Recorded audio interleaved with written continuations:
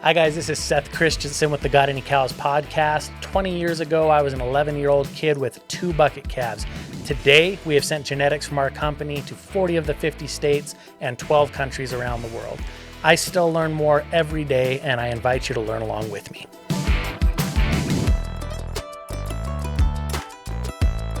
Well, we're lucky today to be here in Kansas City for the American Akaushi Association convention. And I'm sitting down with JoJo Carrales here on the Got Any Cows podcast. I appreciate you taking the time, JoJo, and looking forward to hearing some of your story, some of the story of Heartbrand Cattle. I appreciate all of the education you've given me over the years on the Akaushi breed, and look forward to documenting some of that here and some of your story as to all of what you've done with Akaushi. So if you would, JoJo, kind of introduce yourself and give us some of your background. Yeah, you're welcome, Seth.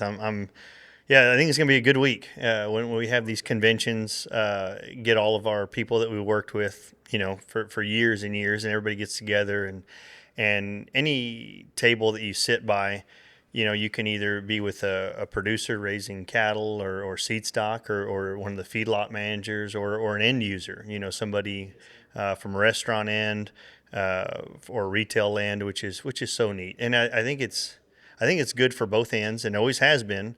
Because when those guys sit down, the end user, the butcher shops, the grocery stores, the restaurants, all that, they want to know where their product comes from.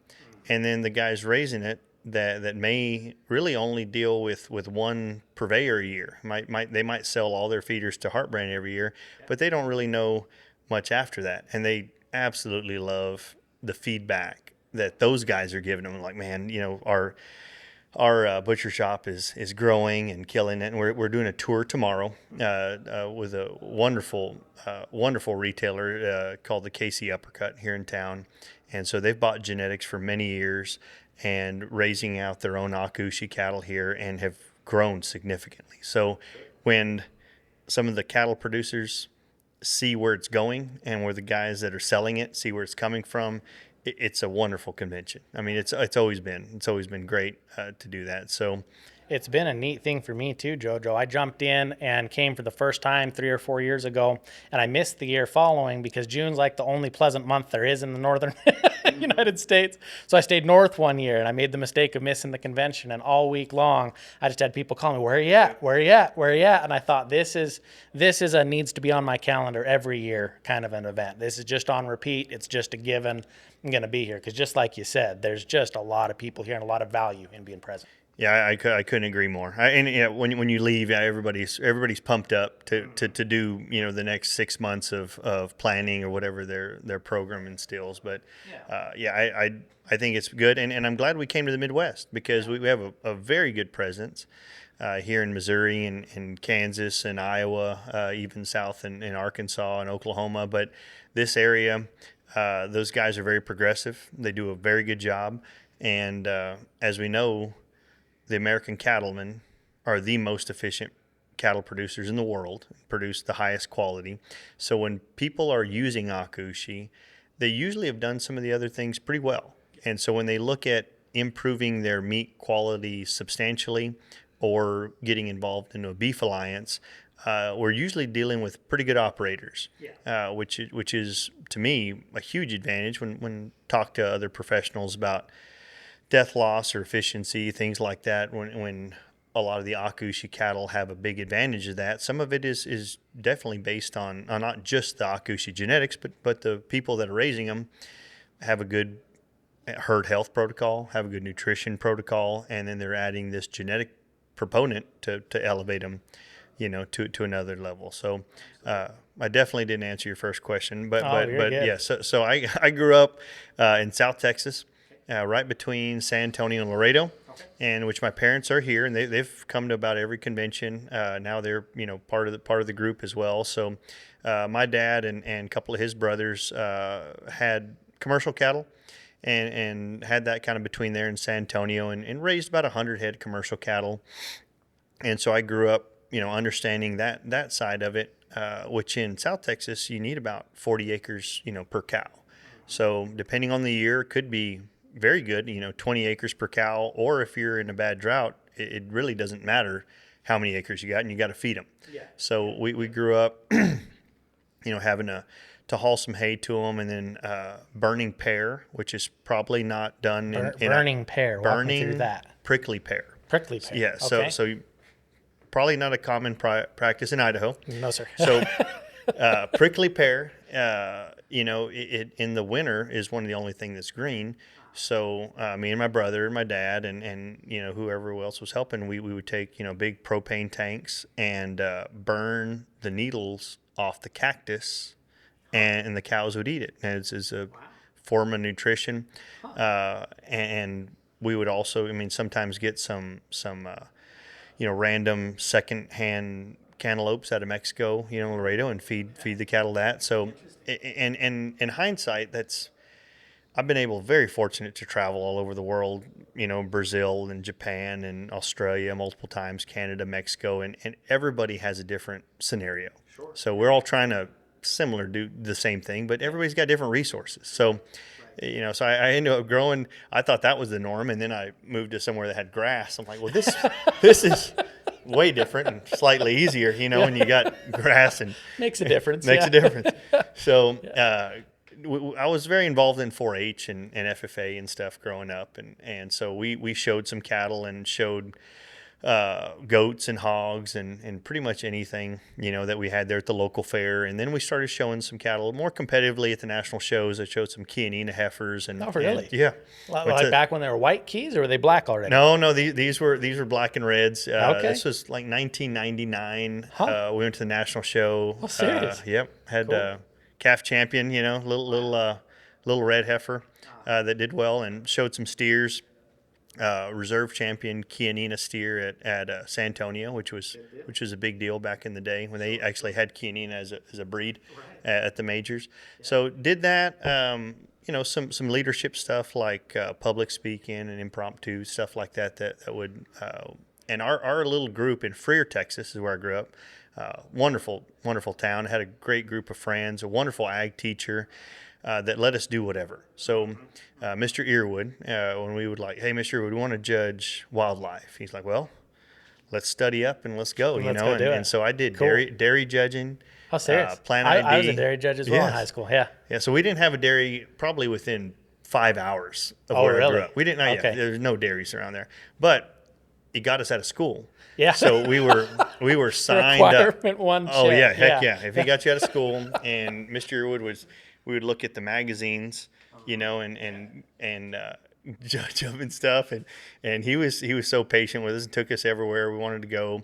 So did a lot of that, and was just fun. Had a good group of kids in high school that we almost the same kind of like 5 or 6. We did most of those competitions, but that led me to livestock judging at college. So I was able to get a scholarship to judge livestock at Blinn College in 2002. Okay. So that was like the first kind of scholarship year that they started there. So we weren't very competitive at the time there, but it was our coach's first year, and we started and liked it. And from there I went to Texas A&M, got my bachelor's degree in animal science, judged on a very competitive livestock judging team, which we actually have our 20-year anniversary for the American Royal. Awesome.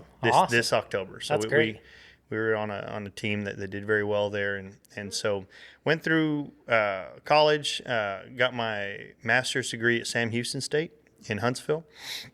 What did you do your master's in? It was Master's of Agriculture, more emphasis in nutrition. Okay. So I was the nutrition TA, teaching assistant, and coached the livestock judging team there. So I had an assistantship and really enjoyed that. So Sam Houston is smaller compared to A&M, but so I was the TA for any teacher that waved me in to give a test, grade papers, and which was awesome because I wasn't research based, and wasn't in a lab. So I was helping any professor that needed help, and there's a good group of teachers there at Sam. I really enjoyed it.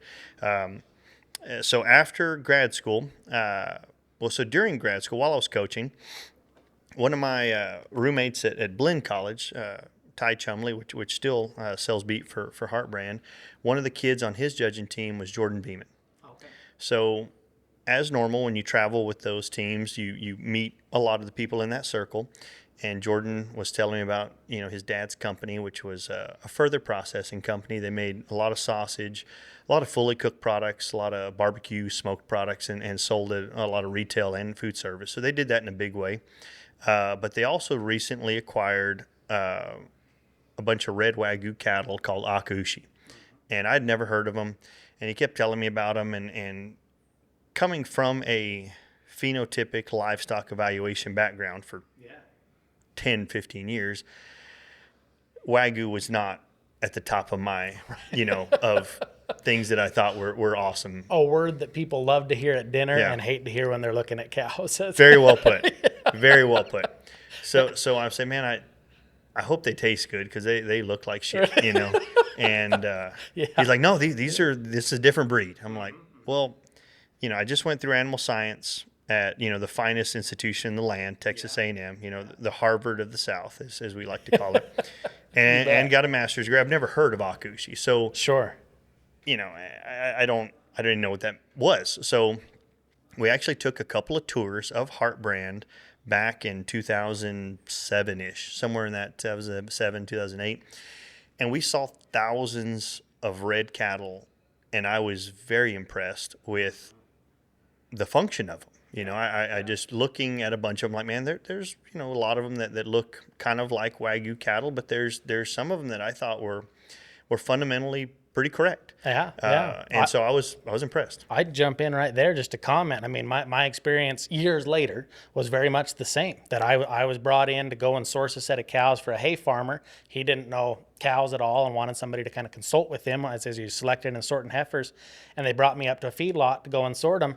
And I expected to see these kind of gangly Coriani Jersey cross looking things, because he said Wagyu. And I roll in and I said, so where are your Japanese cattle? And I said, oh, no, these are them. And thick, these were F1s, but thick, stout, impressive cattle. So yeah, very much the same experience. I thought all Japanese cattle would be, great steaks, but terrible cattle. And that was what hooked me into Akaushi, was a similar experience to what you just mentioned there. Yes. So this, same on my end. And so what we did after we took a couple of tours of Heartbrand, so we went to the feedlot, saw these big cattle. And I'm like, man, how do they grow from this little bitty 60 pounder to a 1,800 pounder?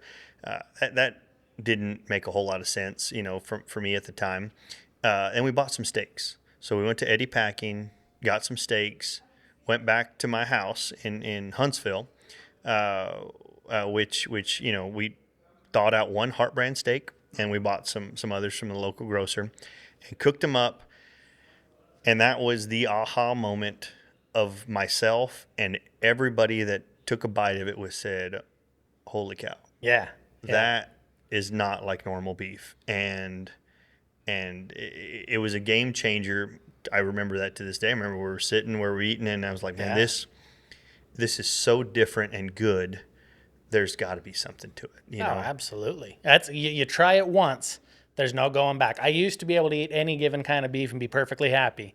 I tried Akaushi once. There's no going back. It's better. It's better. Just is. It's just better beef. And so we did that. And so after grad school, I went to work for the Texas Agri-Life Extension, which is life education. Yeah. So I was the 4-H and livestock specialist there in Washington County, which is home of Bluebell ice cream. Kind of really? right between Houston and Austin kind of area. So wonderful area. I really enjoyed it. Coaching the judging team there and working with all the projects. I really enjoyed that profession there. Me and my wife bought a house, and so moved to Brenham.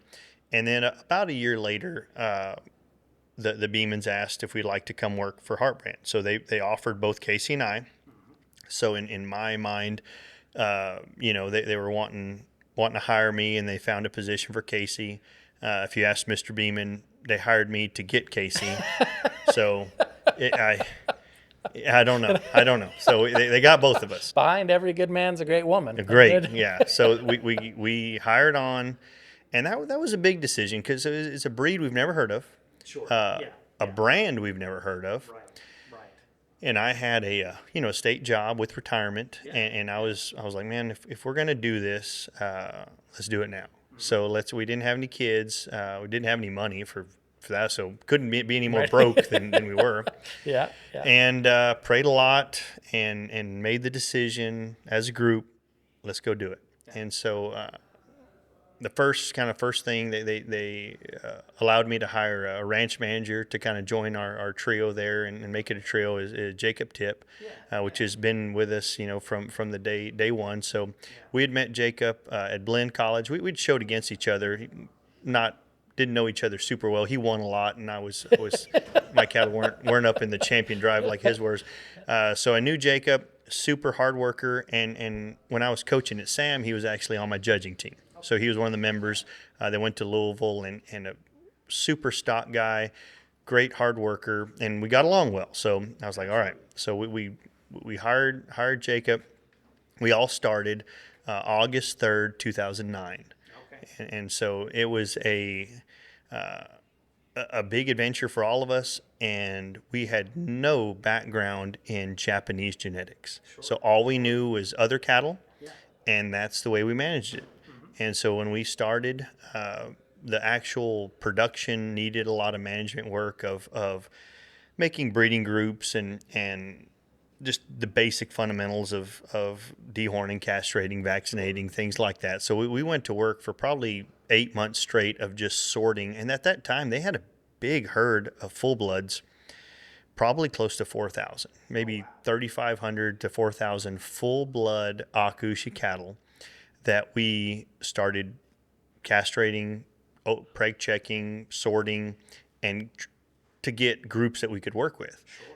And I don't know if a whole lot of people believe me, but they were tagged with their kind of ET codes. So they had a 4-digit number with a year code, but in front of it was their sire. It was a H, a T, an S, a C, a D, and all. And we didn't know any of that. So anything that we thought was good and functional and was doing a good job, we kept. Everything that wasn't, we culled. Sure. And so we narrowed down the herd in a big way. And Mr. Beeman was strategic of allowing us to do that. So he had spent a lot of money growing the herd and even acquiring the assets of Heartbrand in 2006. Mm-hmm. So from the mid 90s to 2006, the group that had brought the cattle over, they grew the numbers significantly.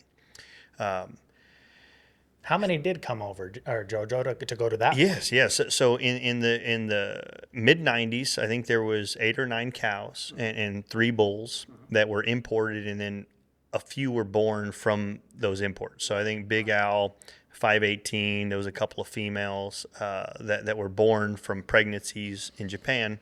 And so we still got Big Al. So Big Al was born in 95, I believe. And he was the first Akaushi ever born outside of Japan. So everything had been limited to no exports ever. And so people had been trying to export the Akaushi genetics for many years, for decades. And from my best understanding, the Akaushi is about 80% Hannu or Hanwoo, which is a Korean breed, and influenced with some Simmental and Devon. And so that's what I very much think was the genetics that were imported. And then in 1976, it was also 2 black Wagyu bulls and 2 red Wagyu bulls that were imported into Washington State that were Judo and Rushaw, and Mount Fuji and Mazda were the 2 blacks. So a lot of the black Wagyu, and really they were, if you look at the records from Washington State, they were crossed both ways. Sure. So there was a lot of composites made, but only on the sire side because they had no females. Right. So they upgraded, and so a lot of the Wagyu genetics that the Association of American Wagyu started with, I think were a lot of upgraded cattle because that's what they had. Yep, and some of the stuff that were exported to Australia, very similar. But from my understanding, the first females that were ever imported were in the 90s. Yeah. From everything I've seen. So some of that, like me and you mentioned earlier, I wish I was there because it has to be an awesome story of everybody's story is, and they didn't want them shipped and they protested it, and exported them from a veterinarian paperwork. I was, in third, fourth grade at the time, so I was not I was involved. one. You were one. Yes. Yes. Yeah. I wasn't there. Wish I was, to see actually what happened, because it's changed hands and he said, she said, yeah. So all that being said, we know that the genetics that they had, in 2006 were very good marbling, very good cattle. So from whatever transpired before that, whatever breeds, whatever composites, those full-blood Akaushi cattle that we were presented as full-bloods in imports, they created a lot of embryos from them. So what I think they did a good job is actually making a huge population of full-blood cattle, which to me, 30 years later, was such a benefit for the breed in terms of genetic population and genetic diversity. So my genetic, academic experience is probably semi-limited to, college and stuff, but I know that when you have a bigger population and being able to breed to different bulls, if you keep your priorities on fundamental, practical, functional traits, you end up with a pretty balanced group.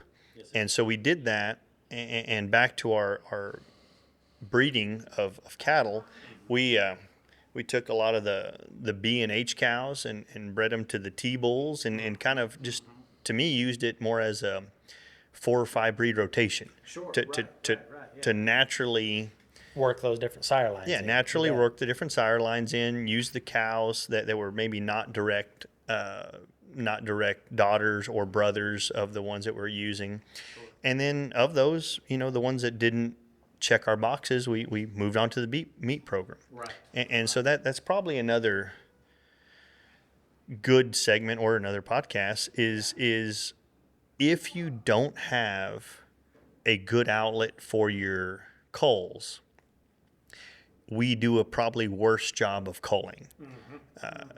When there is a meat side or a purveyor that is saying everything that you castrate and everything that's open, we need them to sell beef, and we're selling beef, for profit. So please send us more.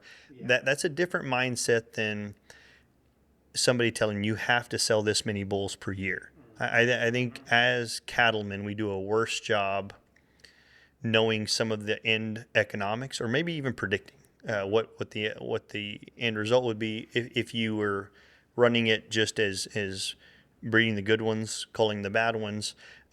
We probably do a better job of keeping the production mindset in mind, whatever breed it is. Whatever breed it is. I agree completely. And I think you make a great point there, JoJo. I think that's honestly probably one of the important moments in the history of Heartbrand. You talk about that group being so big and they were all full blood, but then you sorted them. And it is important. And I think one, maybe a job that goes undone, like you just mentioned there, as far as maybe people don't have a meat market built out yet. And so too many bulls are staying intact, or females that shouldn't be breeders are kept as breeders, kept as replacements. And it's such an important thing to recognize that even though all those animals were full blood, not all of them needed to be the base of the genetic pool going forward. And because you took that larger group and you didn't multiply all of them, you made beef off the bottom, great beef, but you made great beef off the bottom and you multiplied the top end. I mean, having a good culling procedure in place, I think, is such a huge missed point in breeding programs. If you have people that say, well, it's got this pedigree, or we've multiplied it from this base, or, a lot of money's tied up or whatever else, we can't cull any of them. I think it paints people into a corner. It doesn't do them any favors. It doesn't do the breed any favors.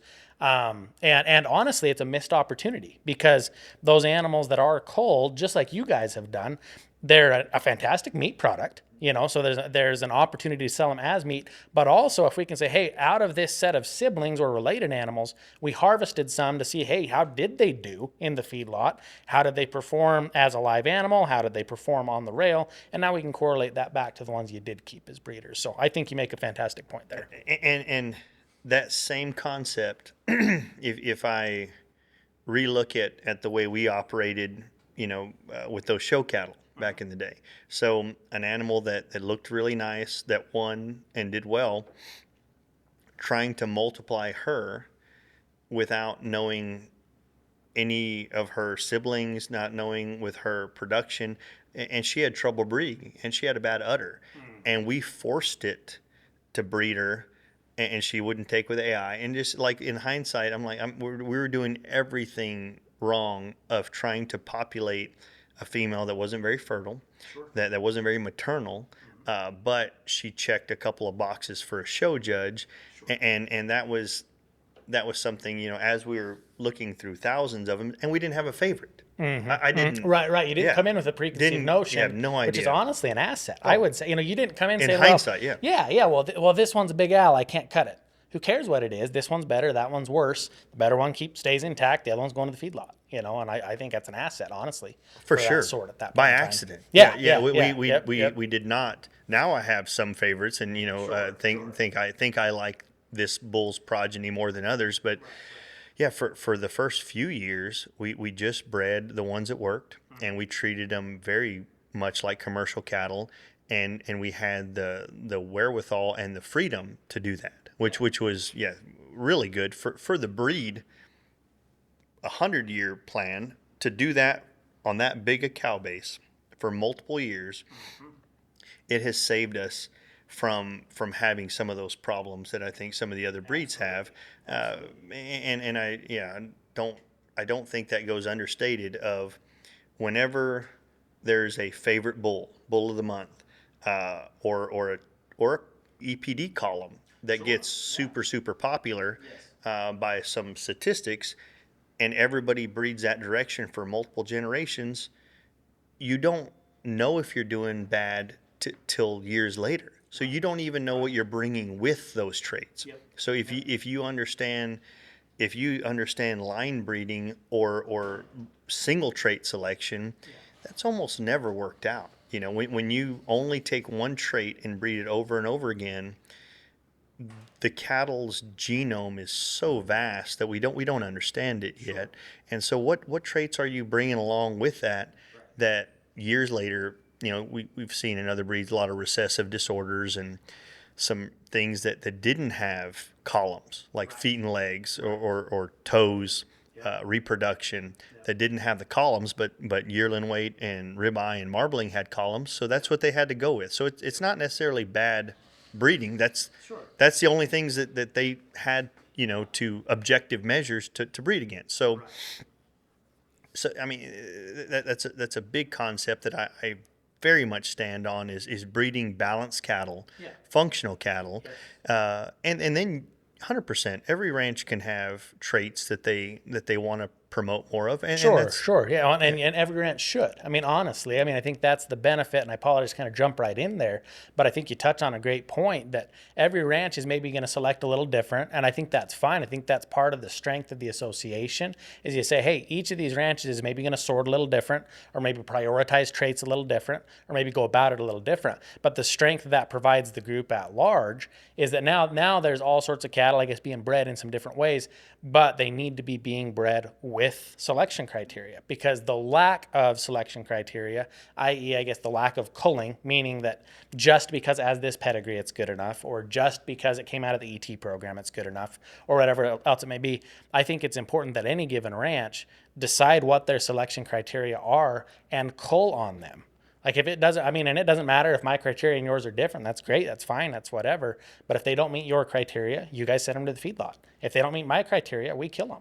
And that's, I think, something that needs to be done for each program. Yeah, and that exact, I couldn't agree with you more. I think that is the benefit of the Akaushi Association having such a good base of breeders that do different things well. And so you mentioned polled earlier, off camera, but I think you're definitely known for breeding more polled cattle than others, and which kind of is giving your ranch and your niche to get your customer base. And back to the point I make in speeches I give all around the world is, what's your customer asking for? Right. And so your customers are asking They're for polled Angus genetics. guys. They don't want horns. And so that's what you need to get them. And so if you're not serving your customer and you're breeding to what you like, I think that's something that was going to have a stop or an end point, because it's a meat side or an end user that's saying this is the product that I like, or a phenotypic production bull that needs to be polled, that needs to have a weaning weight of this, a birth weight of this, and have a docility of this, and that's, I think that is great that our association has very good breeders throughout the country, throughout the world, that do a good job of doing that. And I think that's good to have certain herds that are known for things. In that aspect, I think it's good to have a lot of different breeds. I don't think, and this is way more JoJo opinion than fact, but I do think it's okay for the limousines and the Holsteins and the Angus and the Charolais to look like that breed. And that everything doesn't have to be black and polled. I think when you have different sets of genotypes and different sets of genetics that work, and when you have them all with the same, then you lose your heterosis. So I think that's something that when we look overseas, in other countries, their breeds still, you can see what breed is showing without having to ask the guy, and knowing what's in the breed. So what's in the ring, excuse me. So I think that's good. I think having each breeder have its own niche of what they do well, I think is also good. And then having the ability to crossbreed. So Right. Well, and I think, touching on this point here, I guess, of selection criteria and culling, and this isn't anything, like I told you, there's always something that comes up in the conversation. And that's why we sit down to do these, is because I wouldn't have thought to, I guess, go in that direction, but I'm glad you mentioned it, because I think it's probably the next step that I look at for a lot of, especially as new breeders are engaging with the breed and getting a feel for it for the first time, in some cases entering the cattle business for the first time, or kind of getting their feet wet that way. I think an important component of establishing any breeding program is figuring out what do you want to do within your program, whatever that set of criteria may be, and being willing to cull on them. And then, because at the end of the day, even just at the dollars and cents, at the end of the day, if you have a cow, you're going to have to feed it. If you got to feed a cow, you're going to have some bills to cover. And if you're going to need to cover bills, you got to sell something. So figuring out what is it I'm going to sell, and then building an animal that fits that, and culling when they don't. Because sometimes I think a common, I guess, quandary that a new breeder can get into is not being able to market whatever it is they've produced. But if we've produced something without an end user in mind, and we show up to any given marketing avenue and anticipate it's going to sell well, it just won't. If we come in and say, well, this one has that pedigree, or this one I heard one time a relative sold well, or whatever else it may be, and there wasn't a specific set of selection criteria in place, there wasn't a specific culling program in place, and there wasn't a specific end user we're targeting to market to, well, now we're frustrated, and it's the market's fault, or it's the venue's fault, or the sale manager's fault, or whatever it may have been, when in reality, the problem with being able to market cattle doesn't have near so much to do with the final marketing process, as way more to do, in my mind, going clear back to, like you're talking, running a sort, developing selection criteria, cull on them, and make the animal to fit a target, rather than get all the way there with no plan at all and no culling program at all, and then be mad when you can't move it. And so I've gone on a tangent there. No, I think you could repeat that three different times over. And I think what you just said is extremely important. And that phrase that you just said, I think couldn't be overstated, of breeding to a plan, breeding to an end customer, whether it's a bull or an embryo or a female or steak. I think you have to have a plan to have a system in how to do that. So yes, in the real world, when we get in that predicament, sometimes it is economical, where when you raised or you bought some embryos and you put them in, and you maybe did a calf raiser program, when you know how much you have in the animal, it makes you make a worse decision than you would do if you didn't. Sure. And that's a big deal. So when you have an animal independently by itself, whether he should keep his nuts or whether that female should go, you should make that decision without knowing how much you put into it. And that is an advantage that we've had at Heartbrand, that our ownership is not, in that scenario of saying, hey, you need to keep more of these because of this. They really have given us a big range of letting us make those right decisions, because that animal doesn't need to reproduce as much as his brother or sister does. And sometimes we make good decisions and sometimes we don't. And that is, I was talking to Callie, which is our data manager today, and she said, man, we just saw all those El Jefe reverse sort females on top of that Tam daughter that you wanted to do, and she said they looked awesome. And she's like, I know you wanted to hear that, and you hadn't seen them, and she said they look great. And just on the reverse side, sometimes we're in the pen with them, and we just got to say, man, that didn't work like I thought it did. Right. And sometimes that's the case, and you just have to stick with your knowing what the right thing to do is. But it is tough. It's tough when you're a starter guy, and just like you said earlier, you're just getting in the cattle business. You invested a good bit of money, and you guessed on some matings that sometimes it just doesn't. All those alleles just didn't match up to what you were thinking it was. Whatever trait you're measuring, it sometimes works and sometimes it doesn't, and that's the fun part of what we do, and it's such a slow process, right, Seth? So when it takes a lot of time.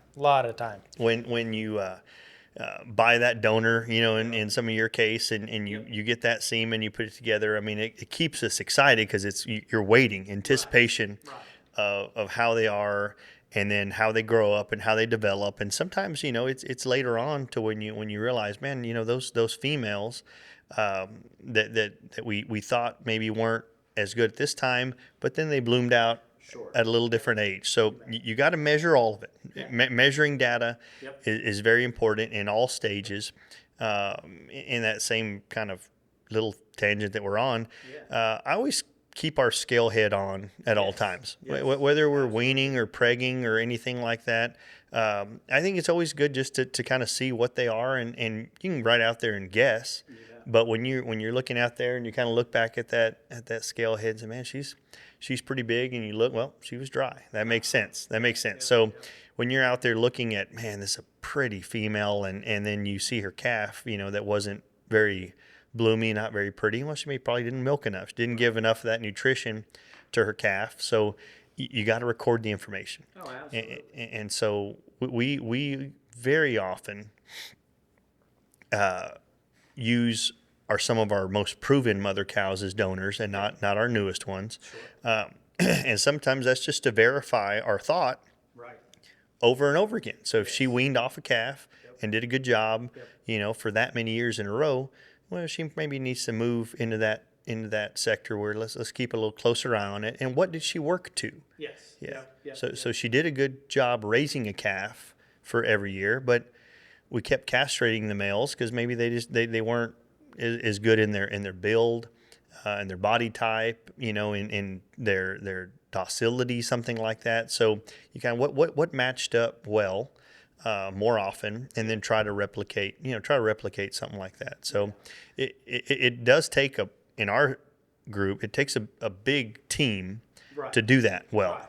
So I am not at all, a single person that makes all the decisions. We have very capable division managers, cattle managers, repro managers, data managers that each of them have a specific job to do, and they do a very good job of it.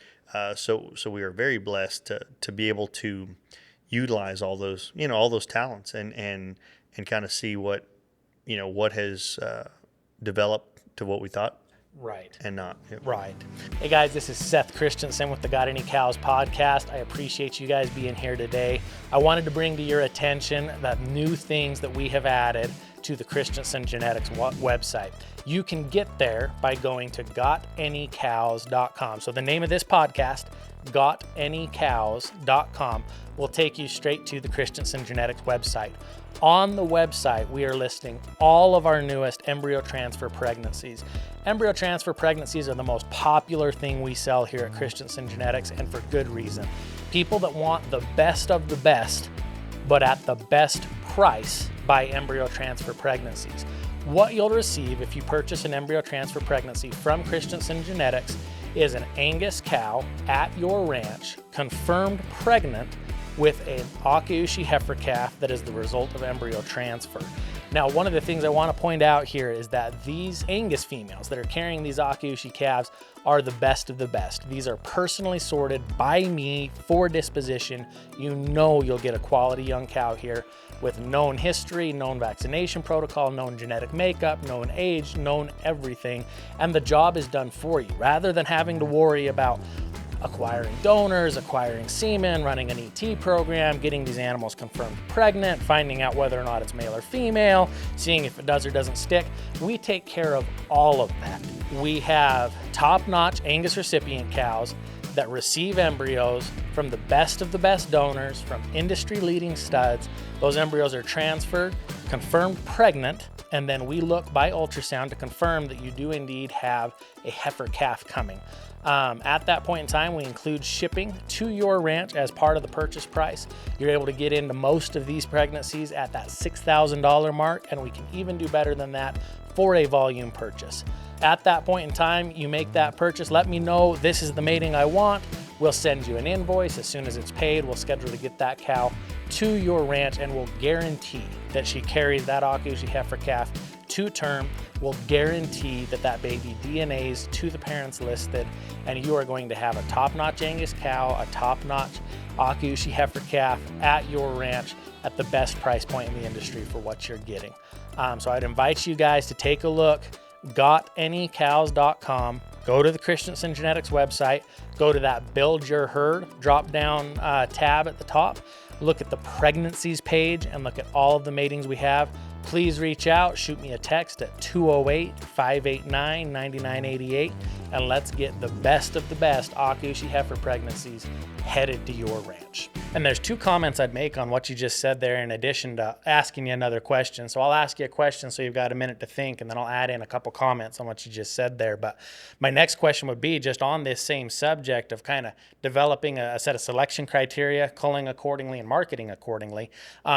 If you were to define Heartbrand's program today, I mean, as it's developed, like you mentioned, coming in 06, running those initial sorts, figuring out your initial breeding program, developing your systems, putting the people in place, all of what you've done over all those years since, but then looking at it, I guess, from then till now, maybe how that's evolved and then what it looks like today. But two comments I'll make as you're thinking about that. One, just like you said, I mean, even if you do have a bunch of money wrapped up, you do have to be willing to cull. I just sent the instruction today to nut another set of ET calves. The ones that came in at the bottom at weaning, I don't care if I spent a pile on the semen. I don't care if I spent a pile on the donor. I don't care if I spent a pile on the weaned calf. If he weaned at the bottom, he weaned at the bottom, and he's a steer. And so those are all embryo transfer steers at the bottom end of that set. But we do that, and part of how, I mean, because it's a little bit of a gut punch, you know, when you send that instruction out. I mean, I'm flying out here and sending the instruction back to the ranch, like, hey, nut them. And, but I have to look at it too. There is an upside to that. Like I'd mentioned, being able to take those animals through and take a look at the hanging carcass that I've got siblings to, you know, and the better sibling got to stay intact, or the better sibling was a sister, or things like that. And we can say, now we know on the rail, this is what that genetic package did. So we've hit kind of, I guess, on three different fronts there. We've, one, eliminated an animal that wouldn't have been a satisfactory breeder or wouldn't have marketed well. We have added some great beef and educated ourselves further, gathered data on that genetic package. And then we know, you know, what we're working with in the remaining breeder, you know, the related genetics to that animal. And then the other thing I would comment on, you know, going back to the embryo deal, mostly because that's what I'm most familiar with. That's how our program is centered on embryo transfer. But I think it's really, really, really easy for somebody jumping into the breed to buy a fleet of donors and a pile of semen and just start racking up a six-figure Transova bill. Takes about 30 days, to do all like, Yes, yeah. it takes no time at all. And really quickly, all you have is a whole fleet of frozen embryos that are kind of a haphazard match of this chunk of foundation sires and these cows you happen to find that happen to end up at Transova. And there's not those pieces in place, which, as we've defined just several times going through here, I think before anybody buys the donor, buys the semen, or especially before they make the embryos, figure out who you're going to sell the finished product to, and whether that is a steak, whether that is a breeding animal, whatever else, and what that person wants. How are you going to market the thing? Because it's way easier to make an adjustment on the instructions to Transova than it is to say, well, now I've got 500 embryos and only 10 recips, and I don't know how I'm going to market the resulting offspring. I think it's so much easier, simpler, better for everyone involved. Have the plan in place before you make them with selection criteria, cut them if they don't fit, and then target a specific market. So anyway, just comments on that. But looking at how that all applies to Heartbrand today, or how that's developed from 2006 to now with you as VP of Cattle Operations there, which has that been your role the entire time, I guess, as VP of Cattle Operations, or has that evolved? No, it's been very similar. So yes, I have overseen all Heartbrand's cattle operations, whether it's sales, procurement, genetics, and personnel. So I mean, it's I've absolutely learned so much from the feeder aspect, the feedlot, and the carcass side, which I had very little background on that. So that's been a wonderful learning for me to understand all the different sectors of production. Right. So what you said, I think, is extremely important, and I also very correct, of thinking about your end goal before you even make those breeding decisions. And if you have the advantage to start with a meat program and then work your way into a seed stock program, I think that is a big deal. I think that's a super helpful way to say everything is going to the meat side, which Heartbrand went from 2000, or let's say in the mid 90s to 2009 or 10, with really not selling any seed stock, whether a couple of embryos end up in Australia, a cow got out, but the intentions of Heartbrand were not to release any genetics. And very early on when I started, it was very contractually obligated, where anybody that bought Heartbrand cows, full-blood Akaushi cows, were mandated to sell the cattle back in our program. So that concept didn't work very well. Cattle producers want to have free range to do whatever they'd like, and in hindsight, I don't know whether that was positive or negative, but as we evolved from all those times, they were not selling bulls. They might have leased a few and got the calves back, fed them out, harvest them, sell the meat. And then in 2010, 9 and 10, when we started, and they had the biggest population of cows that we ever had, we sold no bulls. So we in 2010, 9, 10, I believe we might have sold like 10 bulls, something very small. And it grew from there. But you might have the best meat in the world, which we do. But if no one's ever heard of your breed, and all the other breeds have spent a century marketing, you're at a big disadvantage. Sure. So you might know that the steak and the hamburger meat and everything tasted very good, but to sell a bull to a third, fourth generation Hereford Angus breeder, Charolais breeder, that was a tougher task than we guessed. Sure. So we thought we would just show them a steak, and they would say, I'm going to take 100 bulls. Right. And that was not the case.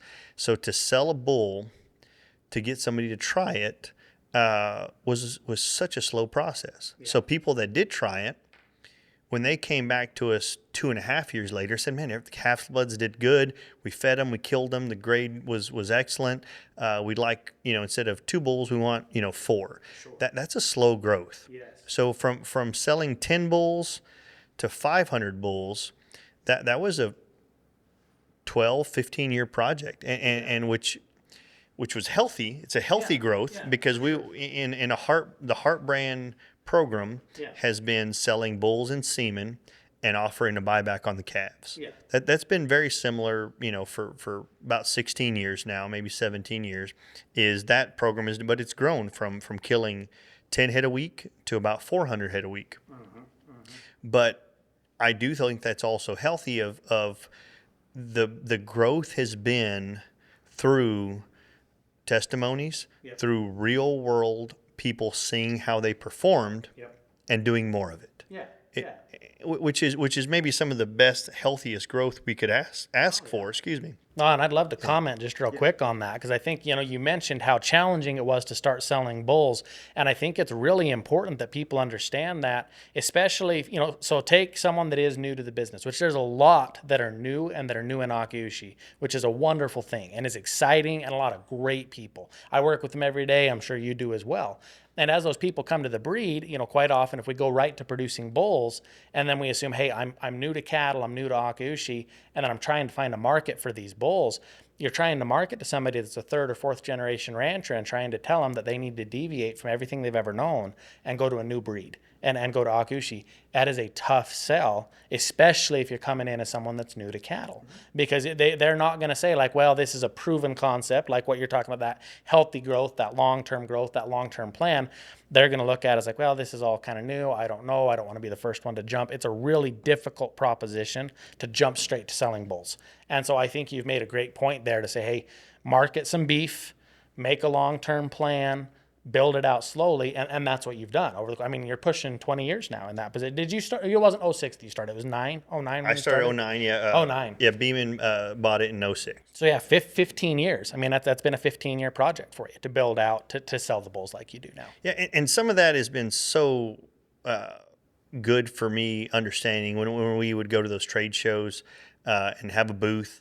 There and so the association, when it was started, it was funded by Heartbrand and the Beeman family, because it had to have some money to go to shows and promote. So when you had one breeder, paying $100 a year, you can't go and hire many people or do much with $100, so that was the reason. 100% the reason of why the association was founded the way it was is so they could be somewhat competitive in the marketing aspect without having any breeders.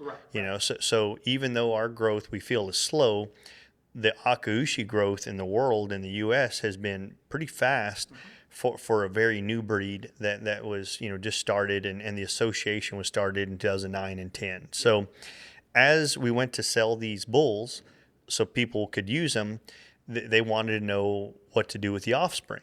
And so back on the same thing, whether they were going to, feed them out, harvest them, or they were a commercial producer that had only sold weaned calves for many years, that's what they wanted to do.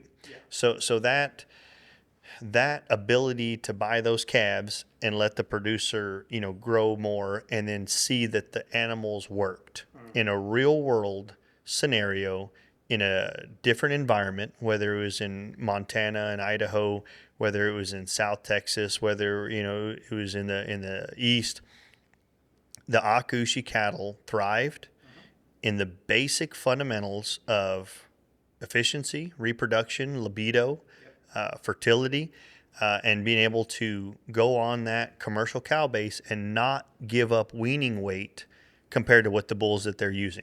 So I very much know that the American cattlemen have a big option of what to buy. So a lot of people are doing a good job in many other breeds.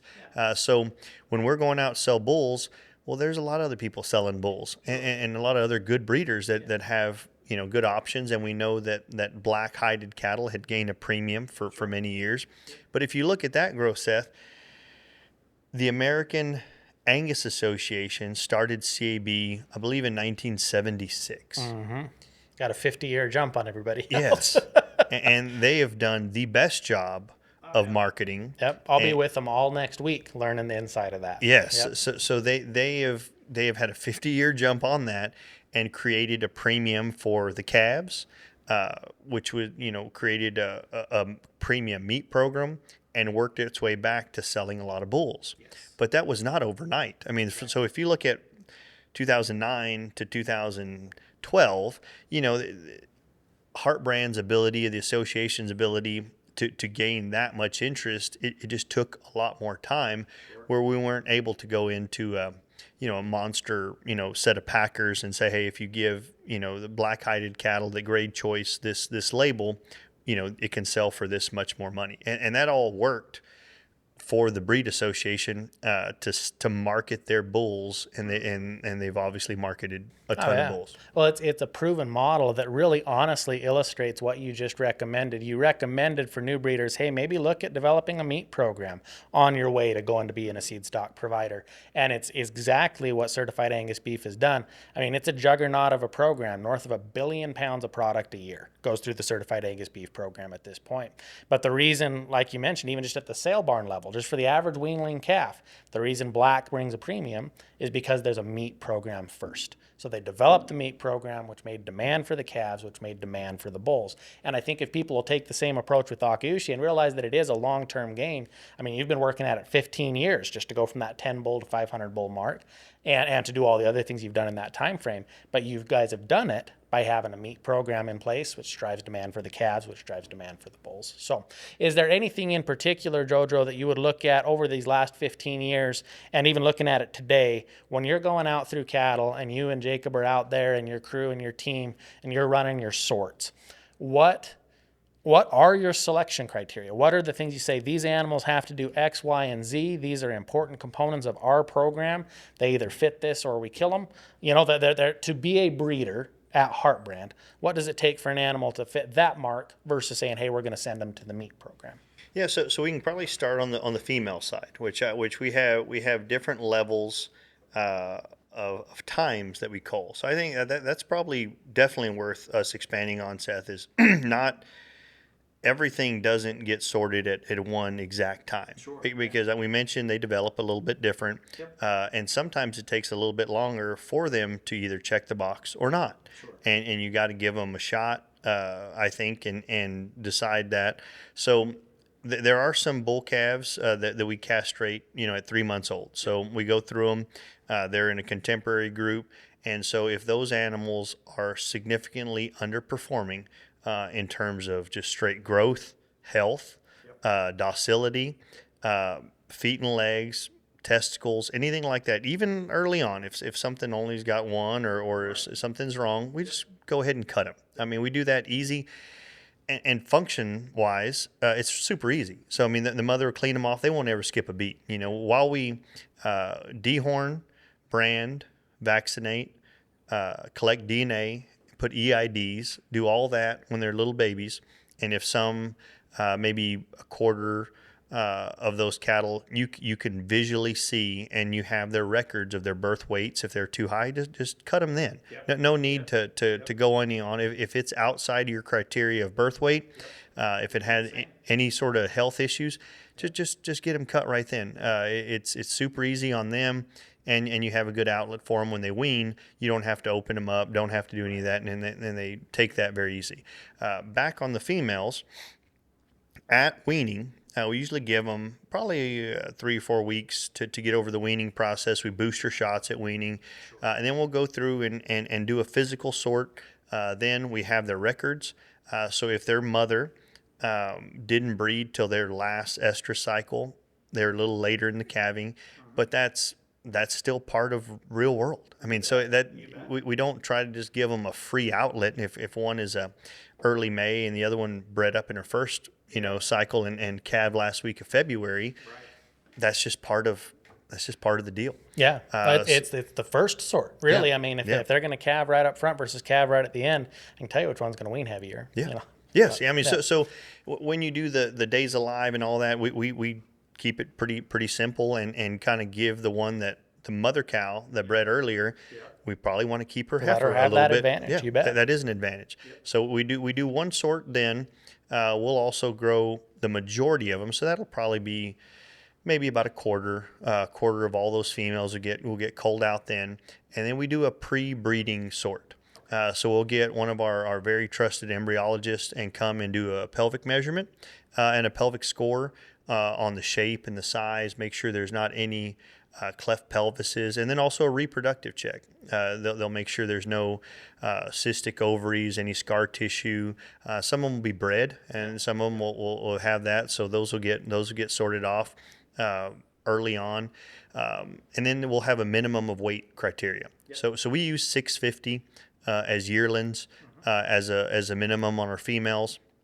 And then we'll give our Vibrio and Lepto shots, give our pre-breeding shots then, and then at preg check we'll do another sort. Yep. So it's at some right at 7-8 months. We'll do some right at 14 months, and then we'll do some probably at that 18 to 20 months. Yep. So there's 3 different groups that we'll go through, and if they're open, they go on right then to the feedlot. So they make the best beef. Make wonderful beef. Oh man, I had a heifer that was like a problem breeder, and just like we talked about for a minute there, I thought, oh man, maybe I'll keep working on her or keep trying to get her bred. She has made amazing. I mean, she's ruined me. Now I can't have anything else. You know what I mean? It's got to be Akaushi or Akaushi. And I think that's, if there's one point I'm drawing from all of what we're talking about, it's don't be afraid to cull them. I mean, not every animal, just because they're Akaushi, as wonderful as the breed is, just because they're Akaushi doesn't mean they're a breeder. It is okay to cull them because, man, they make good steaks. Yes. Yeah, your worst case scenario is the best fantastic beef in the world. Beef. Yeah. And so on the physiology standpoint, some of the smaller breeders that are asking which animal should I keep, I think that's usually a good one. If you're keeping back, a couple dozen half-blood heifers or full-bloods, the ones that preg check open or maybe even lose a calf at calving, she's already had her maturity. She's already had her muscle and bone development, her organs and all that is developed. So then all you really got to do is put on the fat. Yep. If you keep the biggest steer that you wean as the one you're going to keep for your freezer, they tend to be sometimes a little bit later maturing in their frame size and their muscle. All the ones that look really stout and awesome, they may need a little bit more days on feed than that open heifer, that's already a long yearling before you put her on feed. So yeah, if a couple of people will take that away from them, if you're going to keep one for your freezer, keep that open heifer that didn't preg right or something like that, and that's usually the one that'll have your most marbling to it. So on Heartbrand's goals over the next 5-10 years, we will continue to sell seed stock. So at our height, we're probably about 500 females and about 500 bulls a year. In our seed stock side, we're probably down to around 300, 350 per year, and that's hard to predict. So if in doubt, we're going to cut a few more, so I don't have a bunch of bulls left over. It's good practice. If in doubt, cut a few more. If in doubt, cut a few more. Yep. And then you want that demand high. Yeah. Absolutely. Absolutely. Not only is there more Akaushi bulls produced in the U.S. now than there ever been. We've sold seed stock now for 15 years, and there's producers in every pocket of the country producing bulls. Yeah. So Heartbrand's not the only source for good bulls. Sure. And I think that's something that has probably helped normal commercial cattlemen find a more local source for bulls. Is something they're comfortable with. Maybe they had bought Angus bulls or Angus embryos from you for years or someone else, and so then that's kind of an easy transition for them to start with that. And we'd love to be the source of your Akaushi bulls, but there are a lot of good breeders out there, and so we're going to continue to sell bulls usually in the spring and the fall. So our fall bull sales will open September 8th.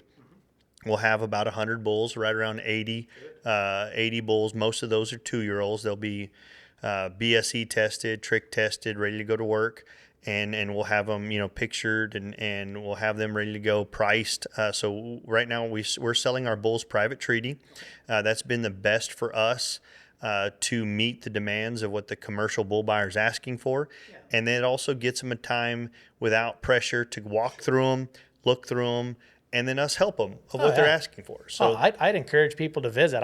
I lucked into catching a bull sale week. I think the first time I ever visited. So there, you guys had Akaushi beef right there on the ranch, and we're out in the cattle and ate the beef, and it's just a wonderful experience. I'd encourage anybody to come visit during bull sale week. Well, I Are you appreciate going to that. feed any Akaushi beef? We will. There Yeah, you go. we- Great. no It's worth the chicken. trip just No for chicken that. allowed on the ranch. Yeah. So yeah, even if you're not in the bull that week or that month, you just come by and visit. We have such a good big staff where we can show you around. If I'm there or I'm not there, a lot of times even Jordan will be there to show people around and loves doing it. But you can look through any pasture you want, any cows you want. You can write down any IDs, which is a cheat code to find out what you like and what you don't like. So if you like a certain body type and a certain type of animal, and you see, a couple dozen of them, write down their IDs and look up their matings and see what they are. And I am such an advocate and an open book for that matter to help as many people as I possibly can. I think it's just long-term good business for the breed, for the brand. And yeah, I've enjoyed it. Every time you've come down, a lot of the other good guys that have come down to look around. I mean, anytime anyone wants to come to Heartbrand, you call the office, make an appointment, and we'll have you. We'll feed you some beef. We'll look at cattle and just kind of see what you think of it. And also talking with the guys that what are they needing? Yeah. Are they needing a couple of bulls to go on virgin heifers? Or they want to put them on mature cows and sell weaned calves? Or do they want to feed them out and maintain them through the feedlot, sell their own beef? All of those things help you get the customer what they're asking for. And sometimes you have to ask them a few more questions to what they're really wanting or what they're needing to make sure they get something that helps them the best. Oh, yeah. Yeah. Yep. Well, and that's extremely informative, going clear back to the breeding end of things. If you can define, which is exactly what you're doing there at Heartbrand, you're defining what your client needs, and you're breeding accordingly, and you're culling accordingly. And I think as I look at our conversation at large, and we could go a million directions because you do everything from cattle, procurement to nutrition, and really appreciate you answering the million questions I've thrown your way over the years, and a wealth of knowledge, and I appreciate you answering those questions. And we could go a whole fleet of directions into a whole fleet of podcasts. But I would say from our conversation today, as we've walked through, your history, your time with Heartbrand, where you're at now and where you're going, that'd be my primary takeaway is talking about, hey, define what you're going to sell, just like you guys have done.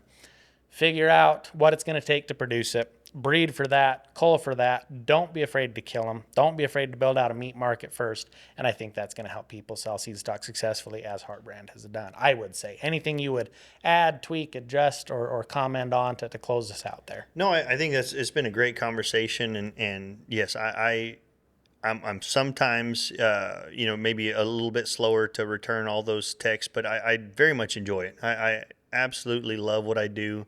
We're making better beef for our end user, which it's what it's all about. So I think as a promoter of U.S. beef and high quality beef, I couldn't be in a better position of where I am now at Heartbrand, and have really enjoyed the relationships I've had. Really enjoyed to see in terms of end user, not just bulls, but on the meat side. Oh, yeah. Tell us about the Texas barbecue results. Yes. So we have been very fortunate to be able to get our beef to the chefs and the restaurant owners that are trying to have a premier product. So we know that we sell about 400 head a week of carcasses throughout big distributors throughout the U.S. and some export, but that end user is not going to be a repeat customer if it's not helping their business. So as they have the option to buy all the great beef that we produce, and also, they have the option to import beef if they would like, if we're not getting them a product that's better more often, they're just going to buy something else. Right. And they can change overnight. Yep. When we're talking about changing your cows and your bulls, that's a slow process. Yep. If you have a product that you're delivering and it's not better than what they have, the next option they'll quit you overnight. Mm-hmm. And which the meat side and the Heartbrand meat sales team, it works super hard of trying to juggle 50 cuts of 400 carcasses every week. That's a task. That is That's a task. That is a task. So when one distributor might not order the same that it did last week, they have to go hustle and sell it. Yeah. Which when you go to a end user saying you have beef for sale, it's a pretty big target on your back of trying to beat you up on price. So they do a really good job of getting all of our product out every week to end users, and once the people try it, then you're going to build up a customer there. So, Heartbrand has been very fortunate to be able to have those very top end steakhouses in the U.S. I think Nuri Steakhouse in Dallas is ranked up in the top few, and we are the center of their menu and their premier product, which is awesome. Vic and Anthony's, Perry's, which have just been long-term known for having wonderful product, good service, good atmosphere, and they're also just world renowned. But also, the Texas barbecue scene is about as hot as you can make it, about as competitive as there is. So, in the top, I think Heartbrand's customers are ranked number 1 and 2 in the state right now of the Texas Monthly top 50 barbecue joints, and I think we have 3 of the top 10. So that's regardless of what percentage Akaushi it is, which is half and above, regardless if we're a never ever program or just an all natural program like we are, all that, it doesn't matter if our product is not better. Yep. If our product tastes better, is more tender, more tasty, and their customers paying more money for it, they're going to buy it. Because they're selling their meat for more money, and it's brought them more customers and their more popularity. So that part of every step that we do along the way is trying to make a better product for the end user, and that has shown to be true, and that's shown to be of regardless of what I like, the people that are paying the money for the beef, they love what Heartbrand is producing. They love the Akaushi beef. They love the flavor. And when you have control over the genetics and the environment, which would be the feeding protocol, the age, the packing, the aging, you're going to have a more consistent end product. Yep. So that is basic genetics 101. Phenotype is only controlled by genetics and environment. Yeah. Yep. So in E terms equals of P plus E. Yes, that's it. That's it. That's one of the first things I learned Yeah. in Dr. Sanders' genetics class, and is true to this day. And you look at some of the other animal proteins that are obviously successful. That's what they do a good job of replicating a product that their customers buying, time after time. So got to think about the meat first. Yep. Work your way back, and you're going to have a customer for that seed stock if it's breeding true to type. Right. Absolutely. And I really appreciate you laying that out like you did, JoJo. I think that there's a lot to be learned from your story. There's a lot to be learned from what you're doing at Heartbrand now, and a lot to be learned just as far as the opportunities that are present in Akaushi. If you can get someone to take a bite of it, they're going to have a hard time not taking another. I agree. I think there's just tremendous opportunity. I sure appreciate you taking the time to record with me, JoJo, and look forward to catching up and enjoying the convention here. And appreciate you being on the Got Any Cows podcast. Well, I appreciate that, Seth, and I also appreciate you as a friend and a breeder, and what you've done to promote your operation and the breed. I think has done nothing but help the association and just show more people of what the cattle can do. You bet. Absolutely. Thanks for being here, my friend. You're welcome. Thanks for joining us for this episode of the Got Any Cows podcast. Be sure to subscribe, rate, and review wherever you get your podcasts, and visit us anytime at gotanycows.com.